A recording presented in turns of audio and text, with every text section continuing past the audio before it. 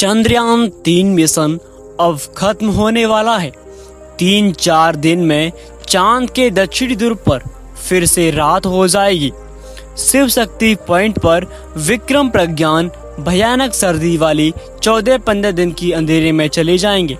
ऐसे में उम्मीद तो सिर्फ चंद्रयान-3 के प्रोपल्शन मॉडल से है, जो एक्टिव है और अभी भी डेटा भेज रहा है।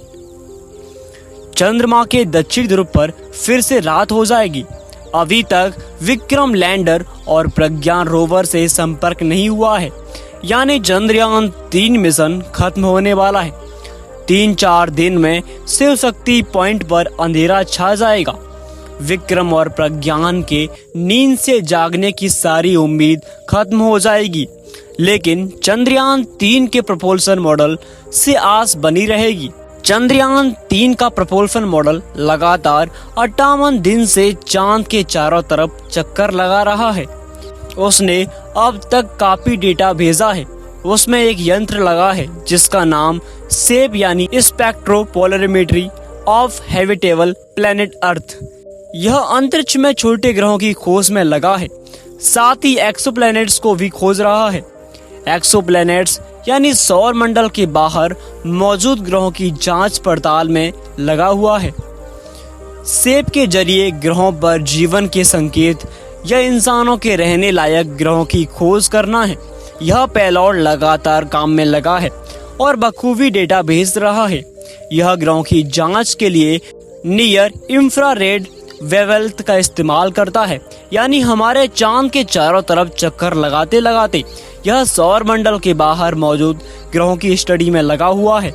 बस छोटी दिक्कत ये है कि ये तभी ऑन होता है जब ये धरती के विजुअल रेंज में आता है। विजुअल रेंज यानी जब इससे आसानी से डेटा मिल सके। अभी इसी तरह से यह काम करता रहेगा। इसरो भी इसे लगातार ऑपरेट करता रहेगा।